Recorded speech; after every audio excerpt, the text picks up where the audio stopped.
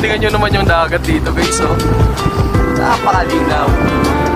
Nayaya ko lang sila na maglakad dito sa may gilid. Tingnan lang natin kung anong meron. Parang masarap na pumuesto dito, no? Tahimik lang. Kaya pala, napaka-peaceful pala dito. Kaya pala mas yung iba mas gusto na dito, no, pumupwesto. Kasi gumagalaw yung bato.